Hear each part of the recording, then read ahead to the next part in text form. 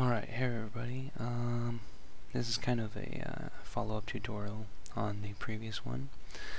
As you can see, I have my block out, my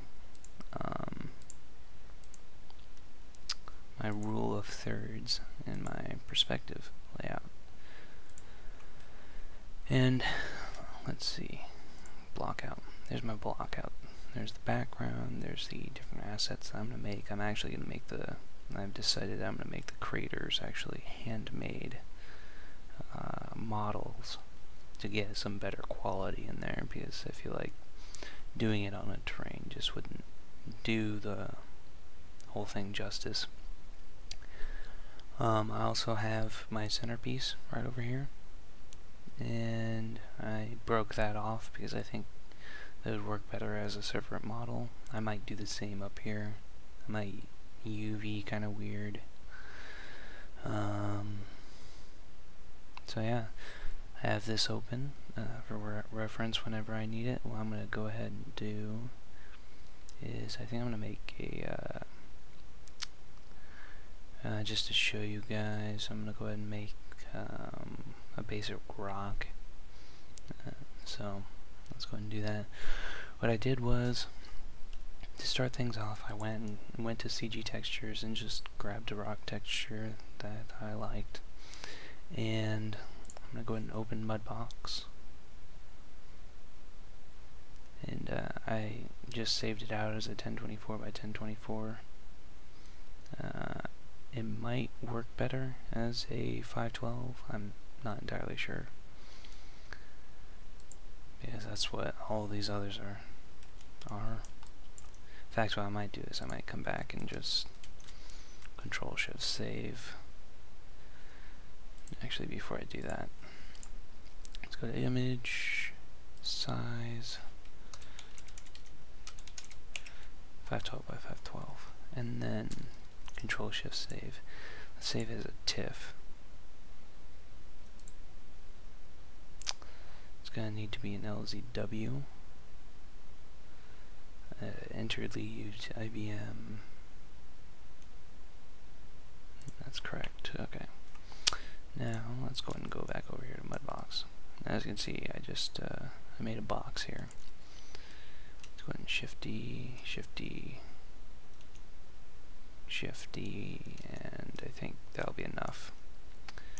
So let's go ahead and add a stamp. And is this?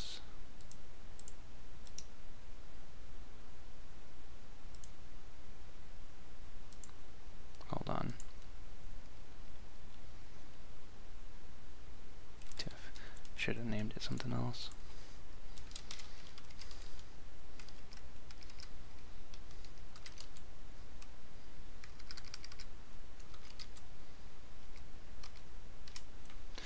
Alright.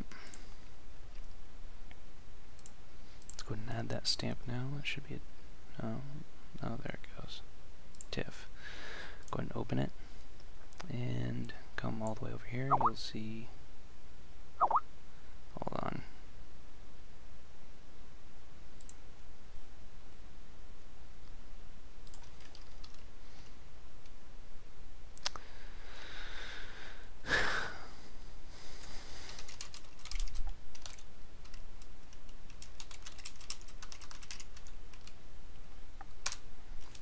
I had to reply to that real quick. Anyway, so you'll see your texture down here, and let's go ahead and try it out, see what happens. Okay, that's way too much noise, so let's go ahead and bring down the strength.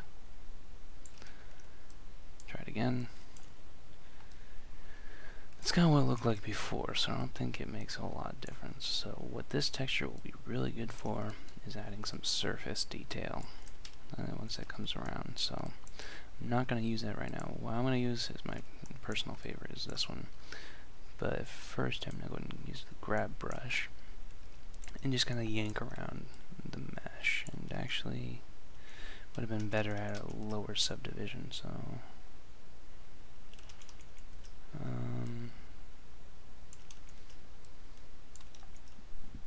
I can't even remember how to go down in subdivision, but there we go. works quite a bit better. So go ahead and yank around your mesh a bit. Thinking something maybe a bit wider. I pulled that up a bit too high. And by the way, I'm using a mouse right now. Normally I would use my stylus, but the way I'm going to do this, I don't really feel that I need it. And I'm still kind of a noob with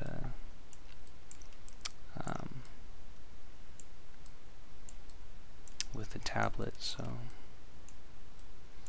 probably see me making more mistakes than what I'd be doing with a mouse. Alright, that's getting there.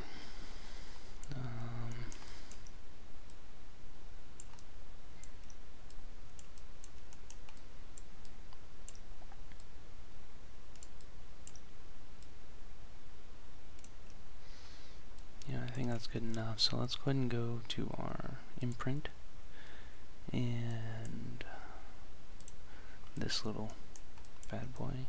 It's not powerful enough, so let's bring up the strength. See what that does. Might be better. Yeah, I think that's better. What's my... yeah, I think that'll be fine. Alright, so just kind of drag it out. Start building your major forms. Great thing about this brush is it does a lot of mesh manipulation, and you can just keep on doing that on top of each other to generate some relatively random structures, so you don't have to do a whole lot of brushing per se, rather than just using a stamp, which is actually a lot of times more accurate than what you could ever brush. Sometimes, and don't get me wrong, sometimes you do have to brush. And, in fact, a lot of times you do. For example, with pillars, you don't want to use an imprint because it won't look right, generally. That's been my experience. I don't know if anyone else has had a different experience. Please let me know in the comments. That way I can kind of I can learn something. So be really helpful actually, because that's something I just never really had success with, is doing stamps on pillars. And for everyone out there, I mean, you can also use ZBrush, which I have ZBrush as well. I'm just using mudbox because I don't know. I mean, I like ZBrush, but for some things I prefer mudbox in a lot of cases, because for the most part it has a friendlier UI system. It looks simple. It's fairly underwhelming in a good way. So when I can, I like to use mudbox.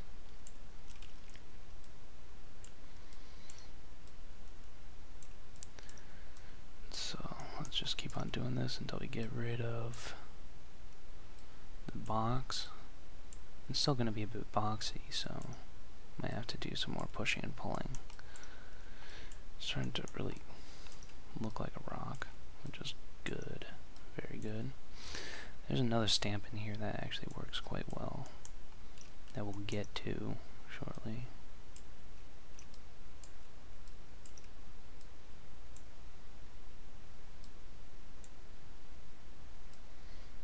Okay.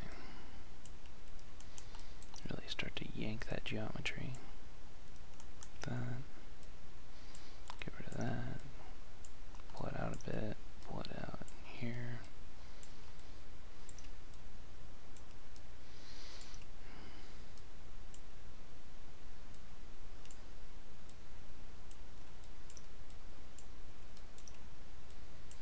Okay, I think it's starting to look pretty good. Let's go ahead and go to, where is it?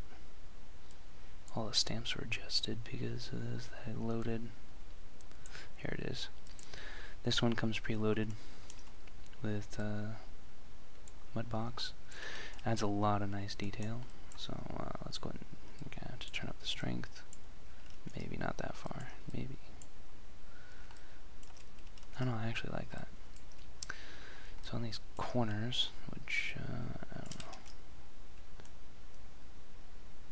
Topology is looking okay for now. That's something you do have to look out for is stretching topology, which is an issue with, especially with when you don't create your own geometry, which I really should have done to create even topology, because quite frankly, the base topology for these things are really trashy. So I'm kind of doing this backwards, but hopefully it'll work out. Go ahead and just break it up some more, break it up some more. Get a nice spinning to it. Creating a round rock like this, we just want to keep on pulling this out.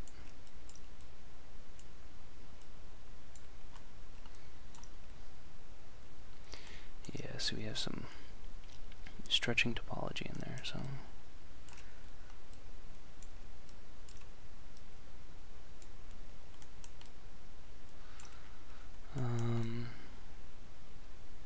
it's actually looking quite nice.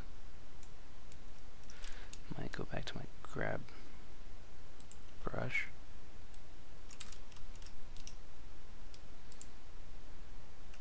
Size is maxed out. Let's go and just bring the topology down a bit.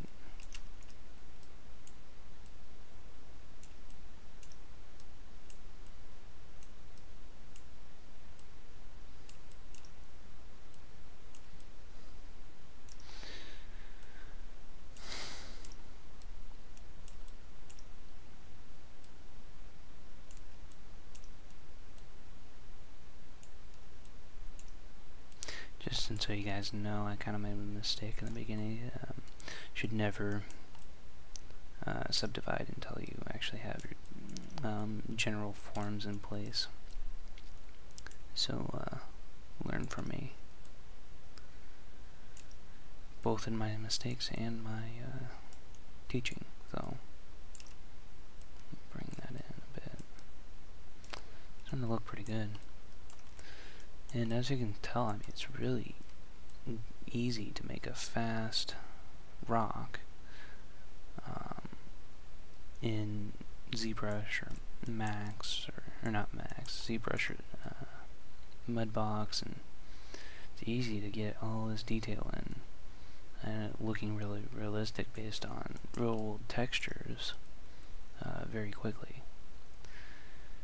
And so let's go ahead and smooth this out. There's a lot of detail that we don't really need, and it's just stretching out the topology. So let's smooth it out. And then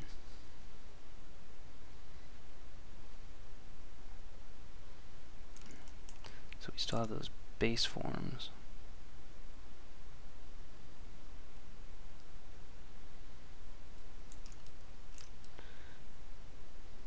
If you guys didn't have stretch topology, actually don't even worry about this part, but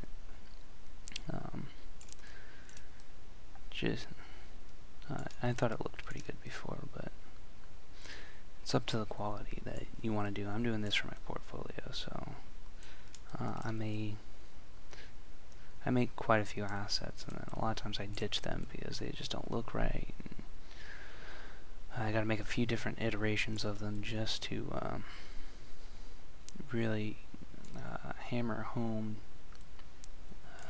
what I'm trying to get. So let's go ahead. This is looking pretty square. I don't really like that. Should have created a sphere or something. That would have a much better topology too.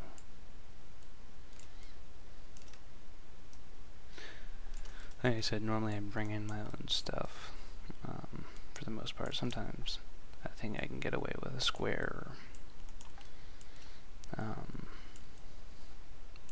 square or sphere.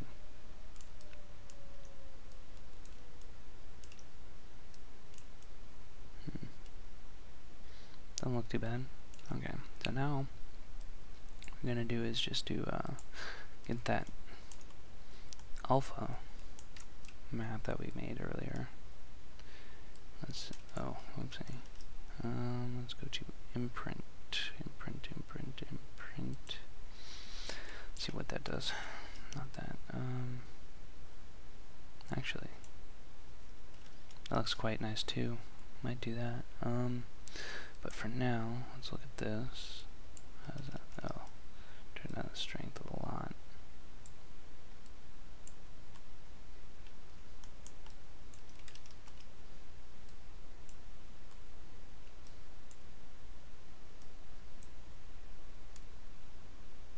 Wow, I honestly hate that. You know what? I might just stick with the baseline brushes. So, come back over here and just go back around in a circle. I didn't do anything. Okay, there we go. Just add that detail.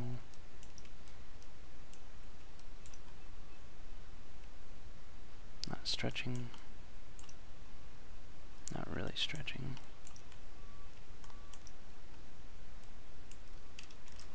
Let's see what we can do about that. I don't know. Go ahead and leave it for now. Now we're starting to get that nice rocky look without the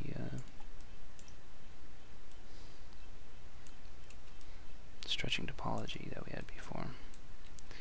For the most part,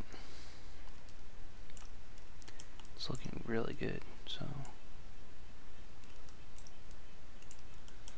and of course, you can always bring in your own alphas, which I'm not going to do right now because I just showed you guys how to do it. So I'm not going to actually go ahead and make one because it can take a lot of time, but it's going to take a lot less time than sculpting is what I'm trying to say. So there's a lot of detail that would take a very long time to get with sculpting. Yeah, there's a few places of stretching. I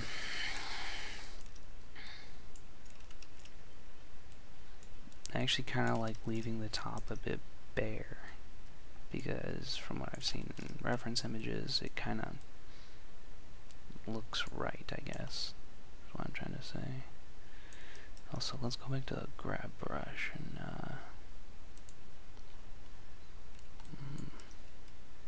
size this down a bit. Oh.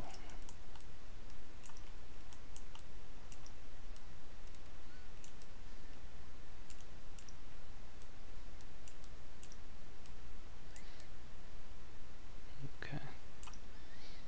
Looks kind of weird, but I don't know. Might work. We'll see. If worse comes to worse, I'll just hide it. And I think this is a pretty darn good looking rock. With only a few exceptions.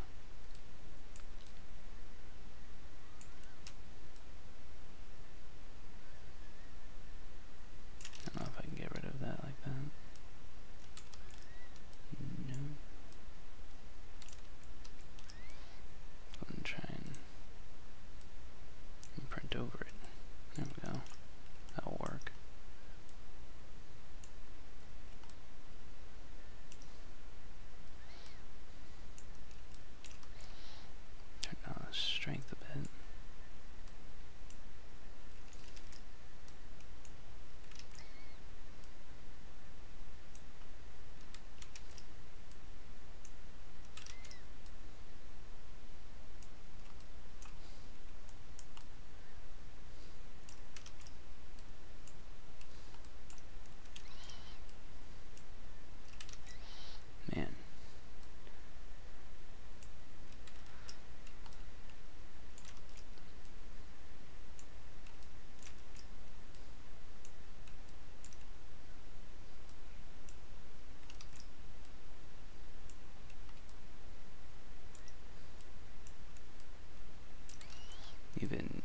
accentuating that line there will look good. So pull back.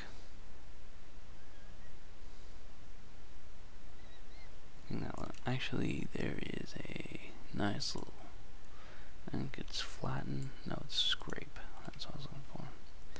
The scrape tool would probably be pretty good for getting rid of that. There we go. That's what I was looking for. The scrape tool is probably the best tool in ZBrush, so if you do need to sculpt something, that is the tool to use.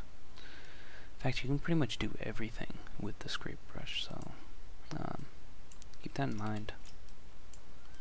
There we go. There we go. That looks quite a bit better.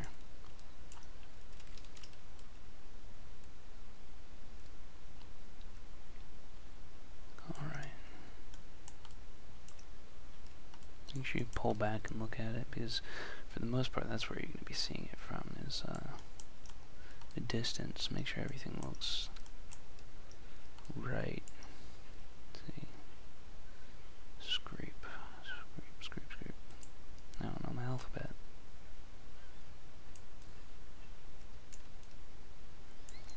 Scrape and smooth, scrape and smooth.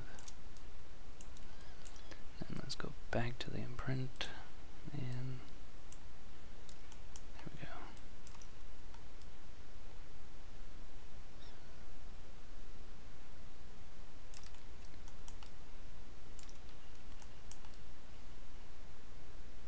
I don't see anything that particularly stands out as being wrong, except maybe the bottom doesn't really look right. Let's see if I can get some detail on there.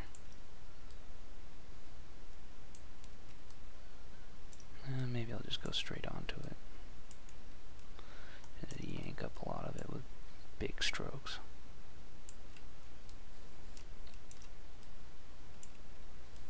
That looks quite a bit better.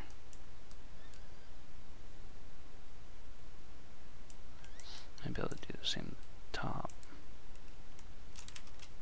See what it looks like before and after. Yeah, it looks good. Alright, so again, make sure nothing stands out as being particularly wrong. Okay, so this looks pretty good, and there is our high poly mesh. I'm going to go ahead and save this out as portfolio, new portfolio, scenes, and yes, I'm making a Sith temple, so keep an eye on it. I'm probably going to do a reel, so what am I doing? Mudbox saves. So I'm just call this rock 01. Oh, darn it! That's not what I wanted to call it. So rock 01 HP.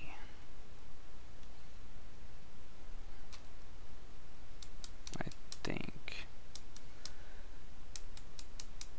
Nah, it doesn't matter. Sometimes I overthink things. So, overall, I would say I think I'm gonna call this tutorial done for now. I'll be back as soon as possible to do a video on retopologizing with meshlab. Normally I wouldn't use meshlab for a lot of things. In this case it's okay because it's just a rock, but something like a pillar with some chipped off areas, you want to get that extra detail in those chipped off areas with much less detail in the other areas. So I'll probably do manual retopologizing for the pillars and some of the other stuff. Well, just these. This is going to be a relatively small rock, so I'm just going to do a quick meshlab retopo, along with I'm going to bake out the normal and the AO, and maybe a cavity map here in mudbox. And you can always do that next normal as well. It's pretty easy and it works well. I just prefer mudbox when I can. So it works in ZBrush too. So go ahead and wait up for me on that one. I'll be back shortly. I'm gonna go ahead and call this one good. Thanks for watching. Please like, comment, and subscribe, and I'll see you in the next one.